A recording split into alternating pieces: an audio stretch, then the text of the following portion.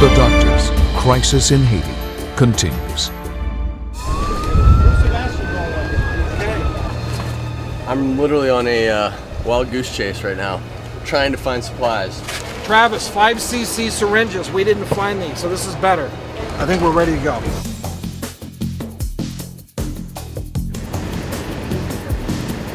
So we're on our way into the city. There's actually a clinic there being run by one individual who's in need of some help, in need of some supplies. And a lot of the need is actually in the center of the city where there aren't necessarily hospitals nearby. So these are the walking wounded who really need a helping hand, who haven't been able to make it to a hospital. So that's where we're off to.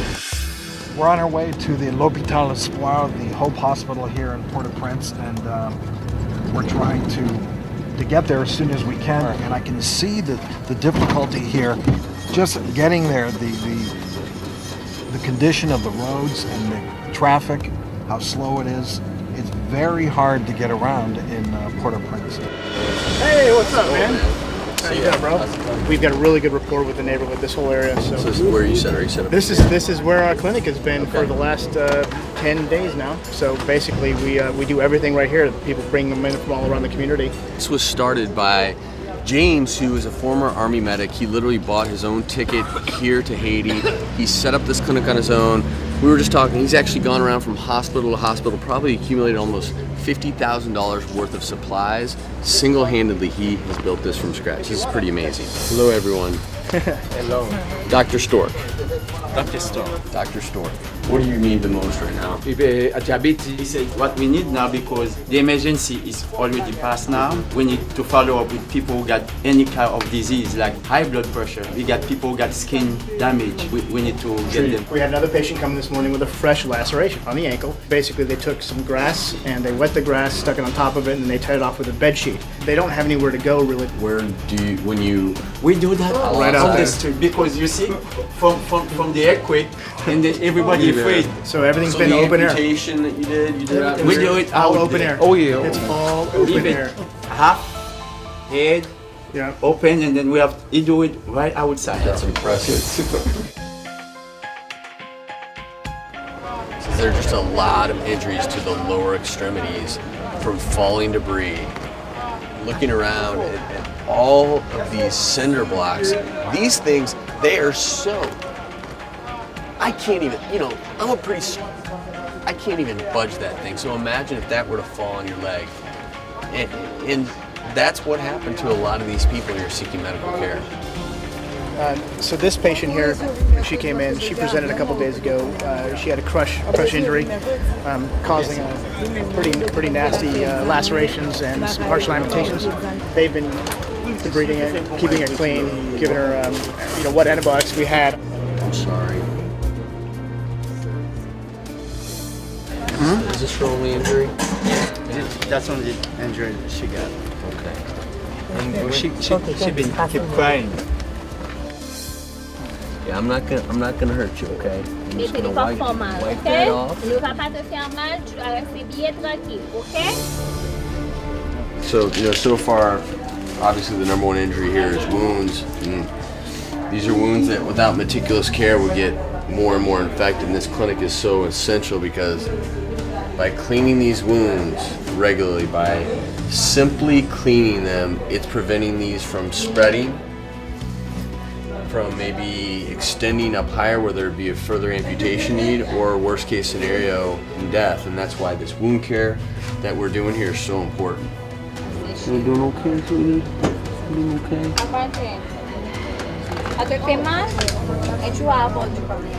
It's gonna get better in no time. You're welcome. Feel better, okay?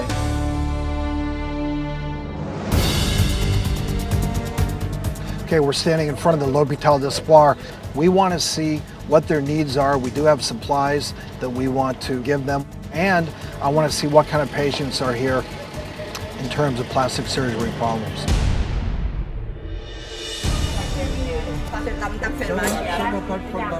Does he remember what happened, how he got this injury?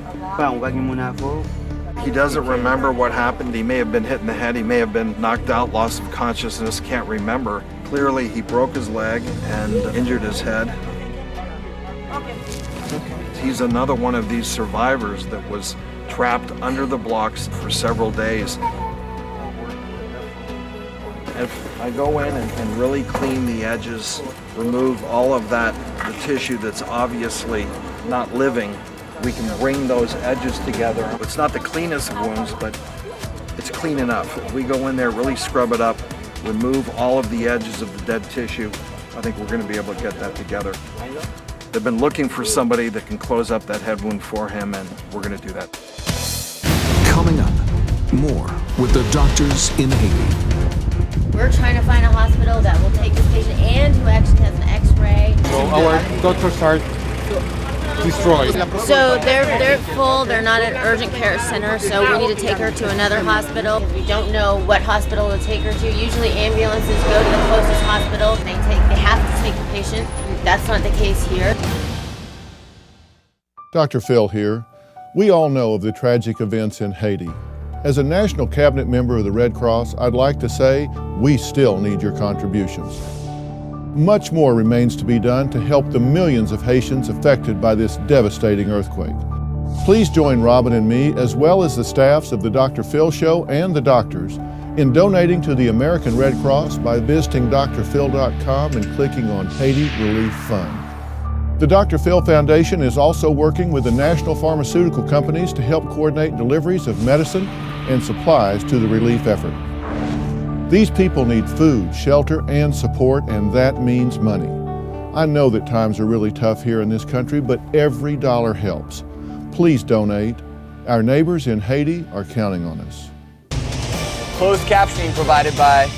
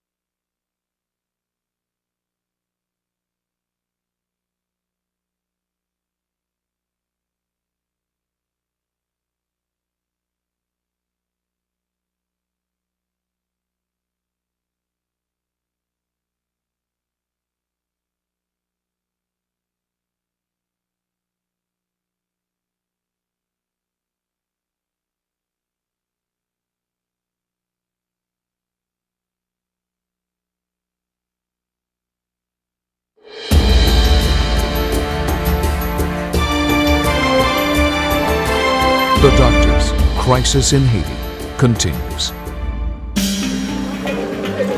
There was a clinic here that has really been devastated by the earthquake. So we're gonna go set up some tents and try and help the people while we're here. And I'm gonna see if there's some mothers or expectant mothers around, and we're gonna set up camp, give them some supplies that they definitely are in need of, and see if we can start seeing some patients. Babe, is the baby moving every day? Est-ce que tu peux nous bouger? Est-ce que vous sentez? Vous sentez? C'est parfait, c'est bon. C'est bon pour 5 mois. Oui. C'est très bien. Ah. She was lying down, and then she stepped up, she went outside, and as soon as she stepped out, the house fell. Ah, oh, très bien. She's measuring perfectly, c'est bon. The size of her baby. It's okay. This is our little mascot here. Yeah. It's okay. C'est okay. Je m'appelle Dr. Masterson. Madeleine Belver. Quel âge? 41 ans. Ok. Première bébé? Non? Non. 1, 2, 3, 4, 5, ça va. 5? 5 bébés? Ooh, oui. She's 41 years old. She's on her 5th child. She's about 8 or 9 months. Where was she during the earthquake? Caiu também sur moi. Oh! So, Sur pied moi. oh, wow. So the roof fell on her. Did she see a doctor? Because it's very tense and it's swollen, and look at her foot. Her blood pressure is 173 over 96. It's very high, okay? That can cause seizures and it can cause brain damage. So we need to get her to the hospital ASAP, okay? Just go with you. Almost, yeah, just Tell her. All right, we gotta go, guys. We gotta get her to the hospital. We're trying to find a hospital that will take this patient and who actually has an x-ray and has the capabilities of taking care of her properly.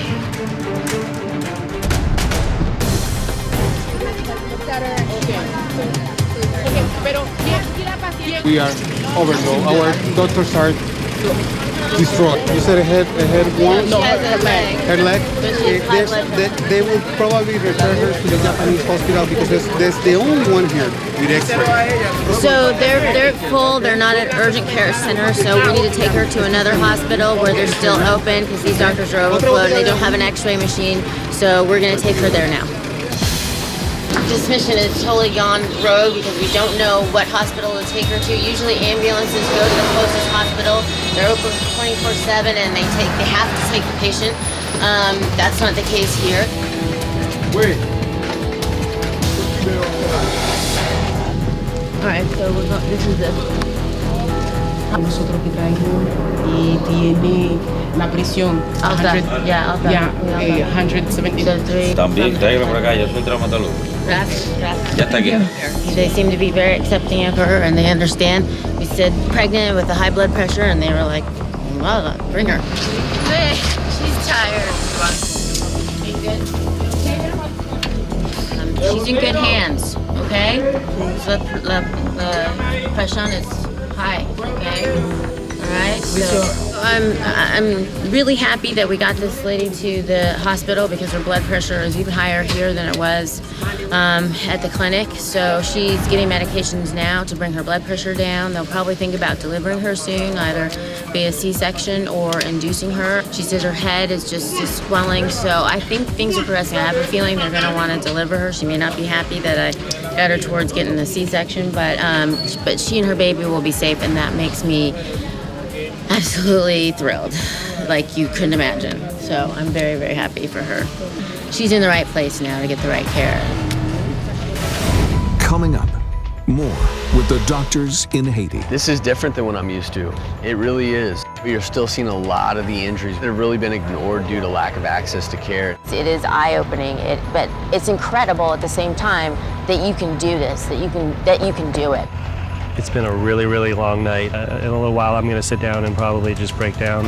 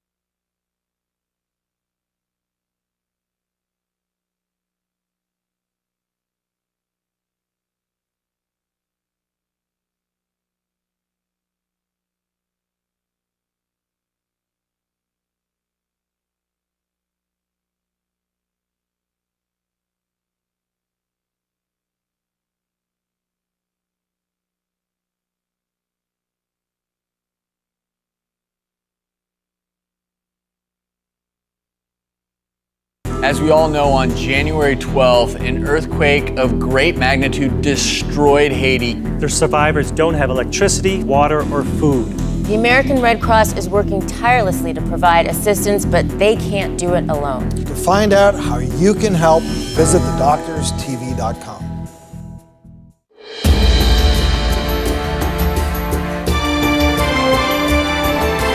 The Doctors, Crisis in Haiti continues. You know, it was a hard day for me because this is different than what I'm used to. It really is. I'm used to being able to get exactly what I want when I need it, and today it was a little bit more of, hey, do we have this? And if we don't, what are we gonna do instead? I saw pretty much what I expected to see, but not in the amounts that I saw it, and you know, limited with what you can do. All you can do is your best, and that's what I did. It's heartbreaking that the extent to which these people have injuries, it is eye-opening. But it's incredible at the same time that you can do this, that you can do it. The toughest patient I saw today was probably about an 18-month-old girl who had a building collapse on her right leg and lost all the skin off her leg and had had no care ever since the earthquake. And just knowing that a girl like that is probably going to lose her leg, and there was nothing that could be done at the time, whereas if this had happened in America or this had happened where access to care was easier, she would have saved her leg. It's been a really, really long night. I'm still numb from all of this. I think in a little while I'm going to sit down and probably just break down.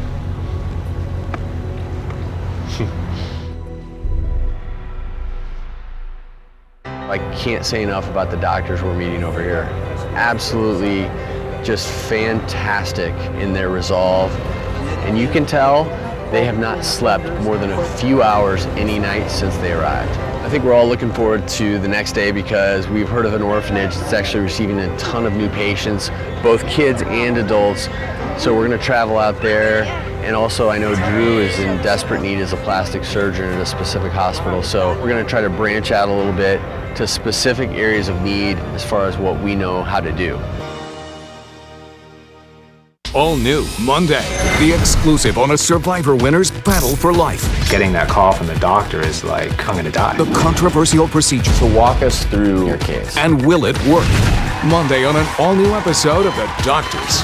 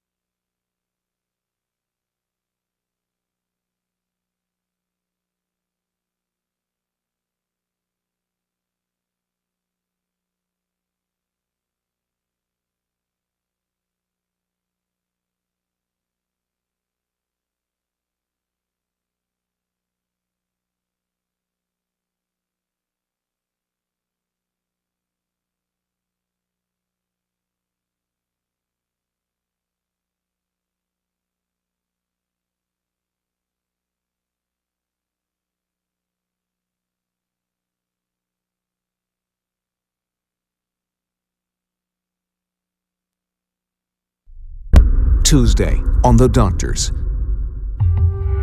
This really hit me hard. Somebody just told me that was the orphanage. It was a 3-story building. There was about 400 kids in there, and the top 2 floors just collapsed into the bottom floor, and they lost over half of the kids. Just trying to imagine if it was my kids in one of those schools and trying to dig through something like this to find them, just, you can't comprehend that. There's no place for these people to go. And there's still corpses in the rubble.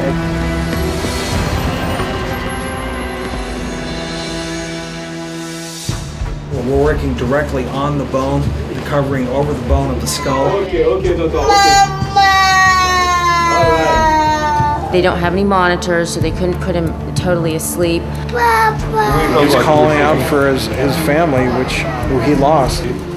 More sponges, please. The roof fell on his head. He had this gash, this wound that, as you could see, went through his skull and scalp and down on his face and had come open. Half of the scalp is up over his skull. Yeah, we can fix this for him. All right, there's a young... God. I think she's about my daughter's age, but she's starving. She's wasting away, and her parents are dead, and nobody in there is taking care of her. She's just sitting there, and so I'm gonna try to go get a little food off the bus, and I know if anybody else sees it, it's gonna cause a riot.